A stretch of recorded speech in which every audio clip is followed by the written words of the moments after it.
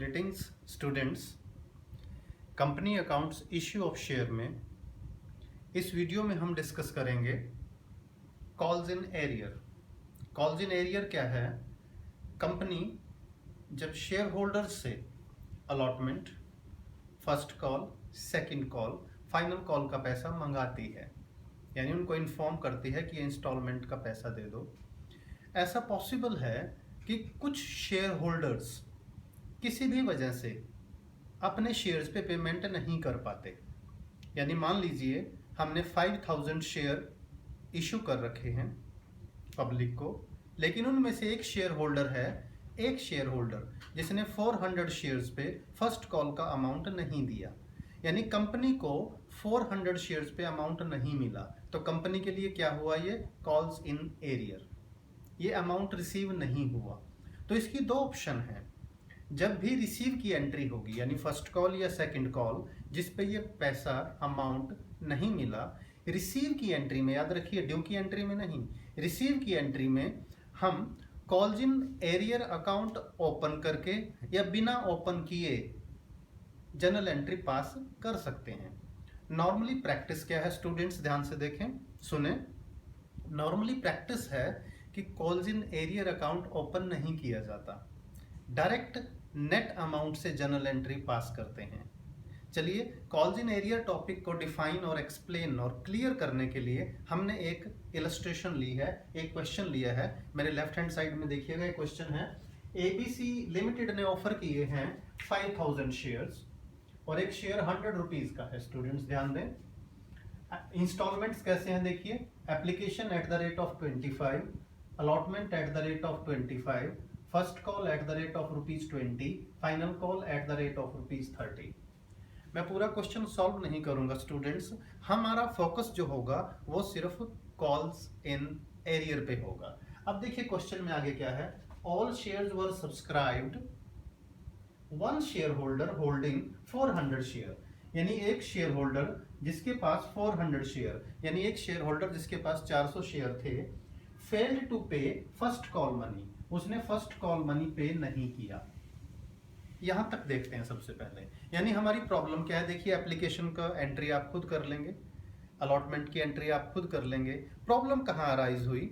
जब first call money हमने मंगाया है शेयर होल्डर से, फर्स्ट कॉल के टाइम ड्यू की एंट्री तो पूरे से होगी। अब देखिए कई स्टूडेंट्स क्या गलती करते हैं बेटा, पहले से पता चल गया कि 400 शेयर्स पे पैसा नहीं आया फर्स्ट कॉल का, तो वो ड्यू की एंट्री में गलत कर देते हैं। नो, इसका इफेक्ट पड़ेगा सिर्फ जब अमाउंट रिसीव होता है रिसीव की एंट्री में। तो हमारी जो ड्यू की एंट्री होगी, देखो शेयर कितने हैं बेटा टोटल 5000, फर्स्ट कॉल मनी कितना है 20 रुपीज, तो 5000 को 20 रुपीज से मल्टीप्लाई कर दो, ये अमाउंट हो गया 1 लाख रुपीज। तो हमारी शेयर की फर्स्ट कॉल की एंट्री होगी। देखिए क्वेश्चन में ना दिया हो कि प्रेफरेंस शेयर या इक्विटी कौन से हैं, तो हम इक्विटी टर्म यूज कर सकते हैं। Equity share first call account debit 1 lakh to equity share capital account, ये अमाउंट ड्यू हो गया। देखिए दिस अमाउंट इज ड्यू, यानी फर्स्ट कॉल मनी ड्यू हो गया, ड्यू होगा पूरे पैसे से।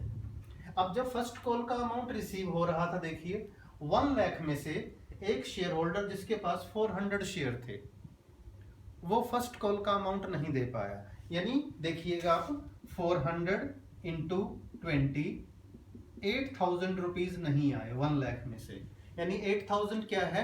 Calls in arrear. अब इसकी एंट्री पास कैसे करें? 1 लाख में से 8000 माइनस कर दो, तो नेट अमाउंट से हमारी जनरल एंट्री हो जाएगी bank account debit 1 lakh minus 8000। देखिए ड्यू हुए थे 1 लाख, 8000 रुपीज आए नहीं, तो आए कितने हैं 92, to equity share first call account 92,000 rupees. जो स्टूडेंट्स अकाउंट्स को अच्छे से समझते हैं वो समझें बेटा एक बात को, फर्स्ट कॉल डेबिट हुई है 1 लाख से, क्रेडिट हुई है 92,000 से, यानी फर्स्ट कॉल के डेबिट में अभी 8000 रुपीज बैलेंस है। वो किस चीज का है? That shows calls in arrear. लेकिन अगर कोई student calls in arrear account open करना चाहता है, तो उसमें भी मैंने देखिए ऑल्टरनेट एंट्री लिखी है इधर। अगर आप इसी में कॉल्स इन एरियर दिखाना चाहते हैं तो हमारी एंट्री होगी bank account debit net amount 92,000, calls in arrear account debit 8000 जो नहीं आए, and 2 equity share first call account 1 lakh, यानी यहाँ फर्स्ट कॉल जितने अमाउंट से डेबिट हुई थी उतने ही अमाउंट से क्रेडिट हो जाएगी। इस एंट्री को दोबारा देख लें आप। जब हमें कॉल्स इन एरियर नहीं दिखाना हो, और नॉर्मली हम दिखाते भी नहीं हैं, हमारी एंट्री हो जाएगी bank account debit to equity share first call net amount से 1 लाख माइनस 8000 जो नहीं आए। लेकिन अगर आप शो करना चाहें तो मैंने ऑल्टरनेट एंट्री इधर लिखी है बेटा, इसको भी देख लें आप। अब देखिए, मैंने इस क्वेश्चन में एक एडिशन किया है। कई बार क्या होता है कि जिस शेयर होल्डर ने फर्स्ट कॉल का अमाउंट नहीं दिया, वो क्या है, calls in arrear.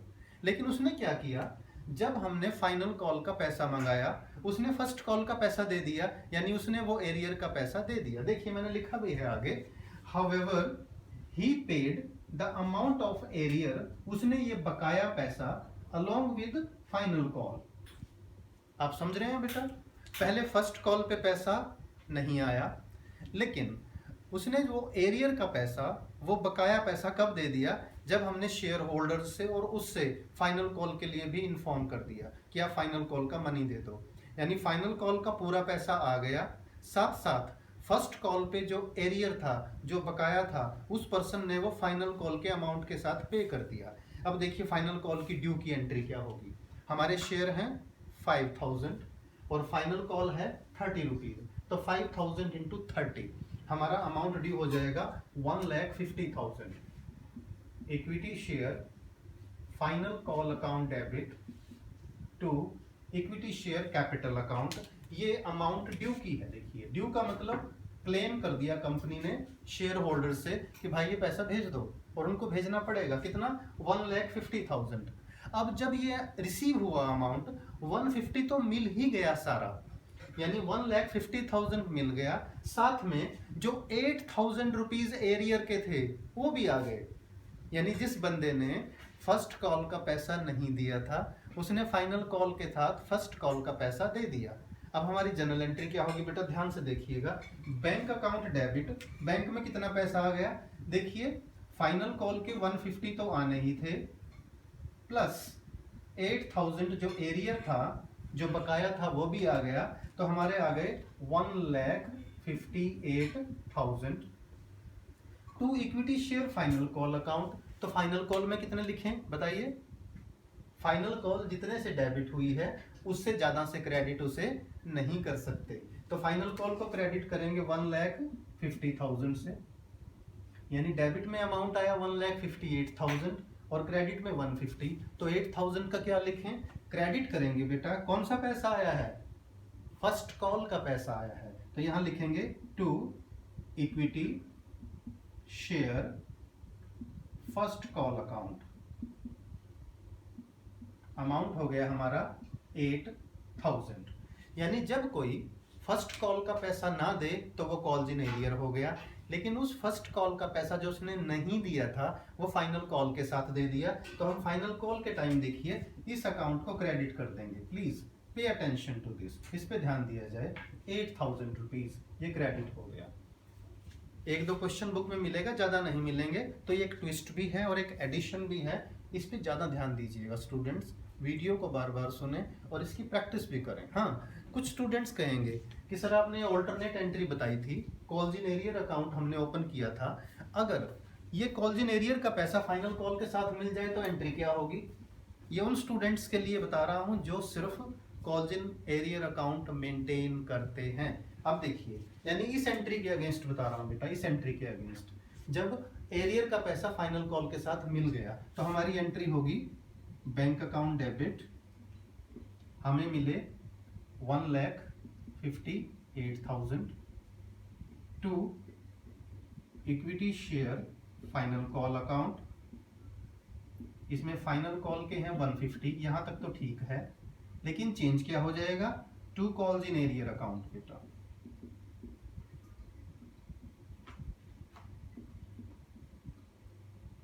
Final call में सॉरी 150 है, to calls in arrear account 8,000। This is the difference. अगर आप कॉल्स इन एरियर मेंटेन करते हैं तो कॉल्स इन एरियर ही यूज होगा, लेकिन अगर आप नॉर्मली जो क्वेश्चन होते हैं कॉल्स इन एरियर नहीं मेंटेन किया जाता, तो उस केस में आप इसे फॉलो करें। मैं एक बार ब्रीफ में फिर से बता दूं बेटा, हमने टॉपिक डिस्कस किया calls in arrear account. First call amount due हुआ 1,00,000 रुपए से, 8,000 आए नहीं, तो नेट अमाउंट से हमने एंट्री पास कर दी, bank account debit to equity share first call. जो पैसा नहीं आया था फर्स्ट कॉल का वो फाइनल कॉल के साथ आ गया, तो ड्यू की एंट्री पूरे अमाउंट से हुई फाइनल कॉल की। रिसीव की एंट्री में हमने bank account debit to equity share final call to equity share first call account show करेंगे। तो it is the treatment of calls in arrear. सभी स्टूडेंट्स वीडियो को बार बार देखें, कॉल्स इन एरियर से रिलेटेड क्वेश्चंस की प्रैक्टिस करें। वीडियो लाइक कीजिएगा, अपने फ्रेंड्स के साथ शेयर कीजिएगा और सब्सक्राइब करना ना भूलें। Thank you.